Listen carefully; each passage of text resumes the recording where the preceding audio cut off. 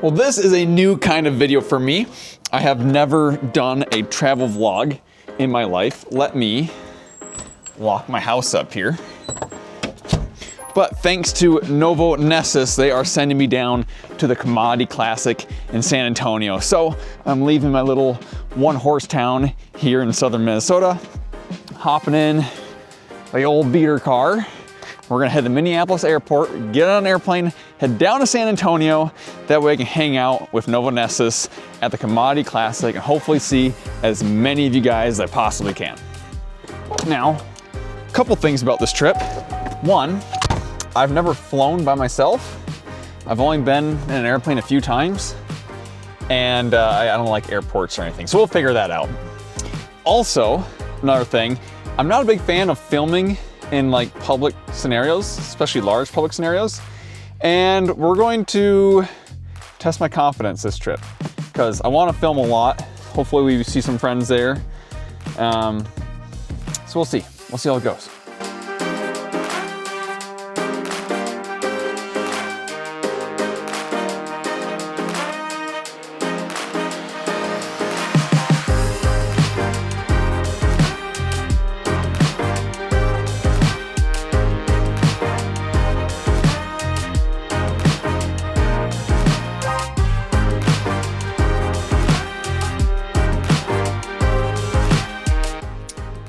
Made it.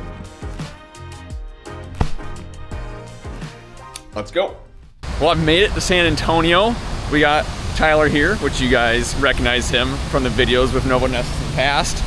We got Bill. Bill want to be on camera? Guys. Bill's from Curious Plot. He has got me set up with Novonesis here, and we are going to go in to the show. My first day, your guys' second day. Yep.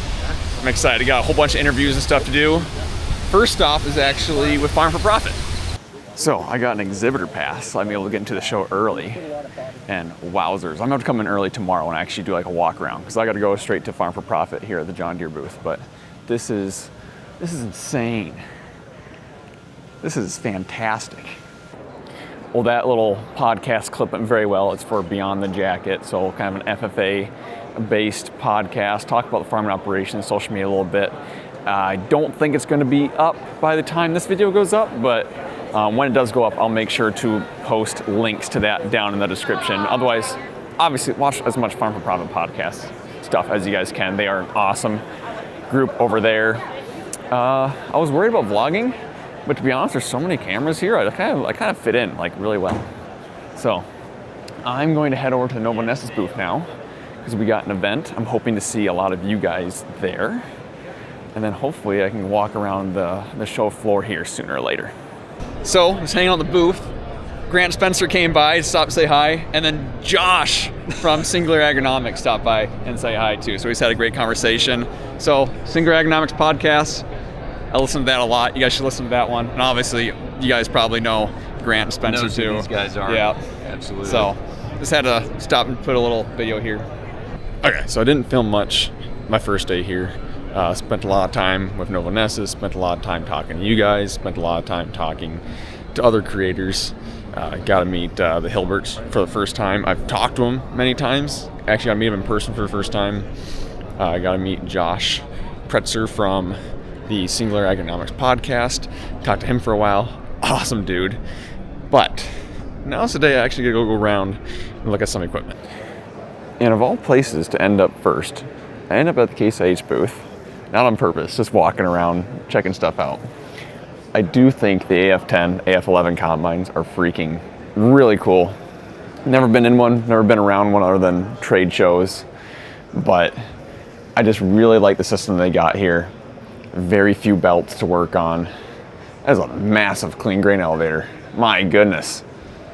There is a lot of hydraulic hoses though. A lot of hydraulic hoses. There's a few belts in these things. I'm gonna be honest, don't know much about them at all. I've only ever been around one Case IH combine in my life. That was my neighbor's, and I slugged it. Wow. There's a lot going on up here. Every John Deere combine I've ever been in, the engine's kind of like tucked away. My goodness. That's impressive.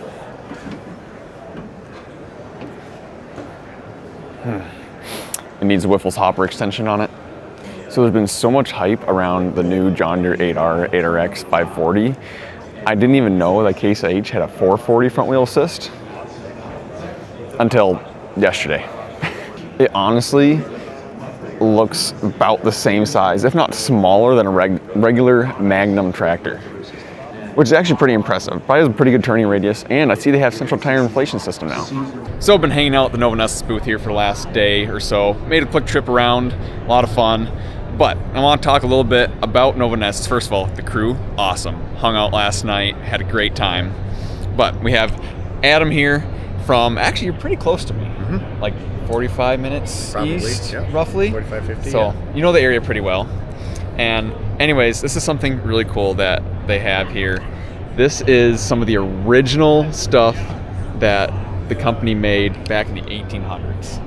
Can you guys maybe talk about this a little bit? Because I mean, obviously, there's been a lot of name changes and everything else, but just talk about the origin of where the company came from today. I can do that. So Yeah. back in 1895, they kind of started the business, I believe. But in 1896 was the first patented biological product in the U.S. for agriculture. So if you think, I don't have the camera facing the right way, but if you think that biologicals are something new, think again. They're not. So 130 years ago, now back then it was forage inoculants. So when we think of legumes, we think of soybeans, peanuts, pulse crops in the north. But when agriculture first began in the U.S., forage inoculants was where we cut our teeth. Had our first patented product. And what's interesting is this precedes the Haber-Bosch process in the manufacturing of anhydrous ammonia and commercial fertilizer. So I can't think of many more technologies used in agriculture that precede biologicals, which is kind of interesting. That's very interesting. And it goes back even thousands of years if you really want to geek out. I heard you had history on like Egypt and stuff. We're not gonna get into that here, but so this is a lot of your collection. It is. That you've found over the years. So a lot of this is from like the early 1900s? Most of these are going to be around the 40s and 50s. Okay. I do have a can in my collection from 1911 or 12, I want to say. That's insane. It was an old metal can, and throughout, if you think of the history of the United States and the world and the wars that have been fought, metal was prized, and so anything manufactured with metal had to change. And so after World War I, the packaging went from solid metal to cardboard sides, and so it's hard to find these 100-year-old things that's lasted in a barn and wherever, but people find them from time to time, and I pick them up whenever I can. No, I know some of the hefty guys were here yesterday. I'm just gonna open it up quick, and they were like, they kind of like grabbed it. Like, it's still there's product in them. There's still product in them. Like these are these are sealed, unopened canisters. That is super cool. But let's kind of transition more to present day. So last year I used Torque and Ratchet. Had good luck, especially with the Torque. It kind of blew. I mean, I went from being skeptical about biologicals and stuff to now I don't think I'm ever going to side dress without putting Torque in again. So can you kind of talk about the Torque and Ratchet a little bit, kind of how the LCO, I know they're LCO promoters, kind of talk about how that works, and maybe some other products that you guys got too for other crops in different scenarios. Sure. I think the best way to tell that story, I'm a visual person. I like people to understand or put things into context and maybe understand. And probably the best way to do that is to talk about legumes and nodulation. So this is a process like with our history, and everybody understands you can stick a shovel in the ground mid-season and dig up soybeans and find nodules on the roots. Of course, we've all been classically trained if they're fleshy and pink, they're doing their job, they're fixating nitrogen, all of that stuff. But what's interesting is this doesn't happen blindly. They just don't bump into each other in the soil and, let's make a nodule. There's actually a bit of communication that needs to go on in this process, and there's There's signals by the plant into the soil that basically says, hey, I'm a soybean plant, who's out there and available, and then proper species of rhizobia, in this case Brady rhizobium, will signal back an LCO molecule to the plant. So it's this communication loop that goes back and forth. And what does that signal say to the plant? It says, hey, I'm Brady rhizobium. Yep. Let's make a nodule, prepare, get ready. So there's a lot of physiological things that happen, microscopic root hair curling to entrap the rhizobia. Well, this same molecule actually goes further back in the evolutionary chain. When we think of mycorrhizae, it's a much more simple symbiotic relationship, and there's actually LCO molecules used to initiate and enhance mycorrhization with a crop or a plant and mycorrhizae in the soil. Okay. So that's what Torque is. Yep. So that's what you used. The LCO molecule, you put it on at side dress. It can be put on in planting. Yep. So I'm going to do, I know this year, I'm going to do some in furrow, some side dressing. Compare the two, just kind of see what happens. Yep. And then also in my high yield plot, I think we're going to do a full rate of both. Yeah, great. We're going to give it a shot. Yep. And do ratchet on top of that too. And hopefully the stresses are there and things show up well. So I think they will. But from a mechanistic perspective, there's actually a few modes of action with it. One, like I mentioned, enhances mycorrhizal spore germination, enhances the connection to the plant. And then there's also a PGR effect. So in the absence of mycorrhizae, there's a direct effect on the plant that tells the plant, hey, the soil's in good condition, do what you do, grow the roots properly, all of these things. So there's a and that leads to what's maybe defined as stress mitigation. You used it, of course, in side dress, and I think of physiologically what's the crop going through at that time frame. Probably applied it around that V5. Yeah, it was a little earlier than that. It was V4. like V3, V4. Still good. Still good. And here's why I say that is that's when the plant is getting ready to do some pretty big changes. Yeah, kind of going to rapid growth stage. Yeah, another 10 days is you're going to have rapid growth stage initiating, nodal roots starting to form.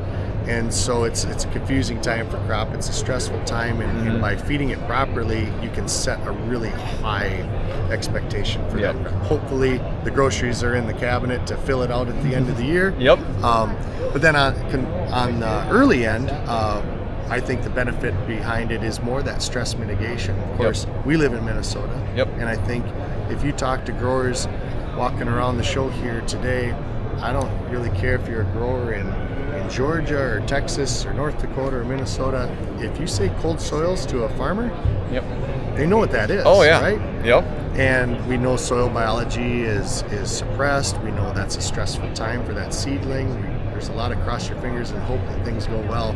And we have, I don't know if you videoed some of the stress slides or discs we have here, but we subject seedlings to stresses. Maybe it's salt stress, maybe it's cold stress, with and without the presence of LCO, and we can see an increase in vigor from germination on. I'm going to put some of these the pictures up on the screen of the non-treated versus treated. It's pretty impressive. Yeah, so that's our lab pre-doing this and sending them to us, and it's as live as you get, right? These are growing seeds in our booth. I think we had cotton and soybeans and corn here in the booth this week. So is there I feel like you guys have a product for like every crop out there. You guys have a very wide range. For legumes, for sure. We have specific products. If you're a grower in Montana growing chickpeas or lentils or what have you, or you're a peanut farmer and you're growing peanuts and you need a legume inoculant. And we even have a new product in that upper Midwest area, or up in like Montana and North Dakota, where grower acreage isn't always really understood right now. Am I going to grow peas? Am I going to grow chickpeas? I don't know. Well, the organism that nodulates either of those crops are different, and we have a product on the marketplace that has both. So a grower might not know which crop, which legume they're going to grow, peas or chickpeas. So they don't know on their seed, but they can buy their inoculant knowing, hey, I'm going to grow one or the other, and I can use this product. Both. From the broad acre perspective, LCO is a very go anywhere technology. Like I mentioned, it has value in legumes for enhancing nodulation, stress mitigation. Also, you might want to even consider in legumes tripartite symbiosis, where you have good things going on like nodulation, mycorrhization, and the plant. So now you have three things. With corn, unfortunately, corn doesn't nodulate, fixes its own nitrogen, but there's a lot of beneficial relationships outside of mycorrhizae that go on with corn. And you think of the other grass crops that we grow in the U.S., wheat, sorghum. It's labeled from, I like to say, soup to nuts. Pretty much every row crop is on the label. Might not have a big Bible of yield data, but it's pretty low investment to try. And I think probably some of the images you'll see, our team in India is doing a lot of things on crops that don't make a lot of sense to us. But when I see the same things that we see in those petri dishes with stress mitigation, it gives me a lot of confidence that we have a great technology, because it travels countries, continents, and it travels across crop types. That's pretty important. Then you get into what would probably be called more the nowadays traditional biologicals, where we're talking about either mineralizing the organic fraction to release nutrients, or with a product we've had in the market for a long time and changed, penicillium bulli, which is known as Jumpstart, where we're acting on the inorganic fraction of the phosphorus in the soil. So when we get around those pHs 7.2 and higher, calcium and phosphorus start to bind in the soil and are less available. So we need microbial activity to make it available to the crop, and that's where penicillium bulli and the weak organic acids that secretes as it grows breaks that bond and makes the phosphorus available to the crop. So yeah, we have a host of technologies for a broad range of products, and corn and beans are number one and number two though for us. I know this year I'm going to be doing torque and ratchet again. I want to try Nod Pro really bad. It's not going to work this year the way I have my seed, but hopefully next year I can try out some Nod Pro. I'm pretty excited. I'll probably treat a couple bags for you. Okay, sounds good. Sweet.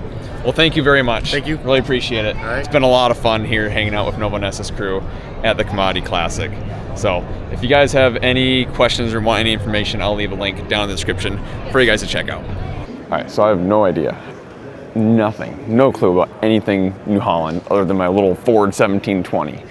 But one thing I will say that I have started to see a fair number of is these. I have started to see a lot of these New Holland front mount boom sprayers around, a lot more common than they ever used to be. And now we got the CR11 combine. Now what's really cool about this, and maybe this is just me sitting here, I'm looking at it, but look at this unloading auger. First of all, okay, it is a folding one, but I'm gonna stand where the grain cart should be. Okay, grain cart should probably be about right here. Look at how far away it is. You almost need I don't know. You know, binoculars to look at the combine. Okay, hear me out. I didn't know Massey even made planters anymore. I thought they all went to Fendt, the Fendt Momentum, but apparently Massey is still making a straight bar planter. Did not know that. I believe, now correct me if I'm wrong, that the Massey planters used to be white planters. Because I do have quite a few neighbors that run white planters. Never seen a Massey one. So I don't know if that's fairly new, last couple of years. I honestly thought they all went to Fendt Momentums. So before I start here, seizure alert, Fendt has every hazard beacon thing on their tractors possible. Okay, let's just hop up in here.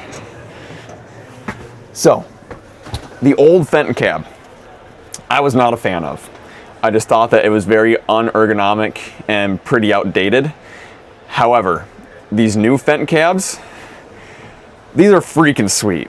Okay, do I have any idea what any of these buttons do? Absolutely not. Is there a crap ton of them? Yes. But this layout's awesome. I love how everything's lit up. Dual screens is super cool. If I remember correctly, this one retracts into the roof somehow. I don't remember how. I don't want to break it. but I really want it to retract into the roof. So, I just had a great thought. I made a TikTok about it, but Fendt has these like joysticks, and I think you can control like SCVs and stuff with them. Not for sure, don't really know, but why don't they put an asteroid blaster like video game on the screen? That way when you're in the grain cart and the combine's full, you're waiting on trucks, you can just sit here and go pew pew pew pew pew pew pew pew pew. Food for thought, just saying. Also, that's pretty cool. So I made my way over to the John Deere booth where, of course, the new 8R 540, 8RX 540, the new big thing that they're showing off here.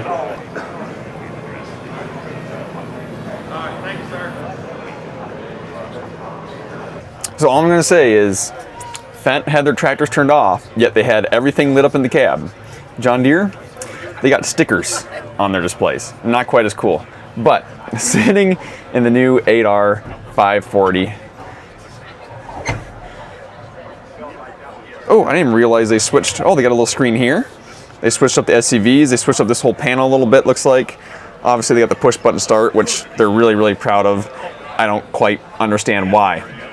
But I do think that these 540 horsepower, these big horsepower front wheel assists do make a lot of sense. And here's the reason why.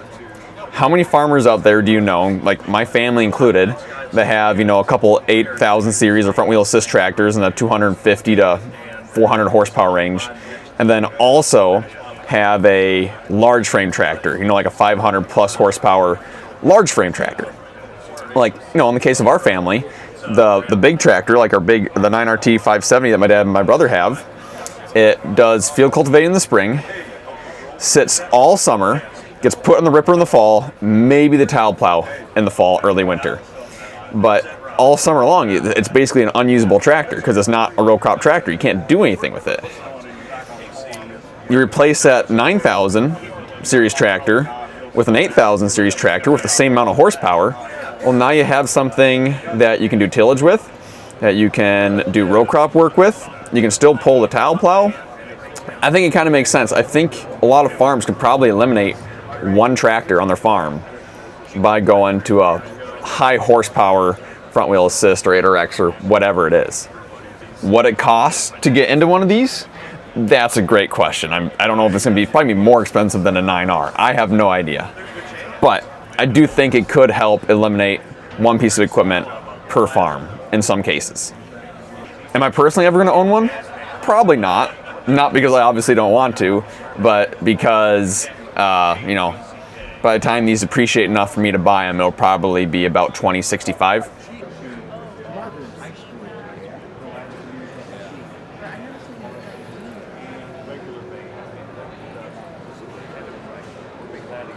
I think I found something that I maybe actually could afford.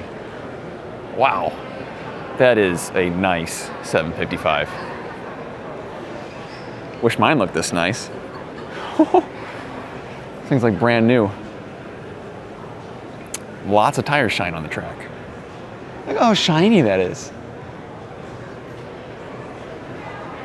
That is incredible. I'm jealous now. Found my way over to the Kloss booth. Now, I don't think I've ever been in a Kloss combine cab. This will be the first. I've heard good things about these. Oh boy. Pretty trippy. Oddly ergonomic though. I've always wanted to try something other than a John Deere combine. Just see what they're like. Kloss or Fendt or Massey. I mean, honestly, anything I think could be a lot of fun. These have always intrigued me a lot. Okay, I'm gonna offend some people right now. How do you pronounce that? Is that Xeron? 12.650? Kloss is just not really a thing in my area. So, it's always cool to come to these shows and see just the neat tractors that some of these companies make. Look at the hood in this tractor. It's like an 8-foot wide hood. It's insane. This thing just feels so weird. I want to see one of these in the field so bad now. This is kind of what I like about going to these shows. I mean, here's the thing. Like, I'm not as excited about the equipment as I used to be, just because I know I'm never going to own any of this stuff, right? And if I do, it's going to be in 40 years when it's depreciated. But it is just fun to see everything that I'm not used to. Everything that's not common in my area. And just crawl in and play with it. And just see how different it all feels. It's probably my favorite part.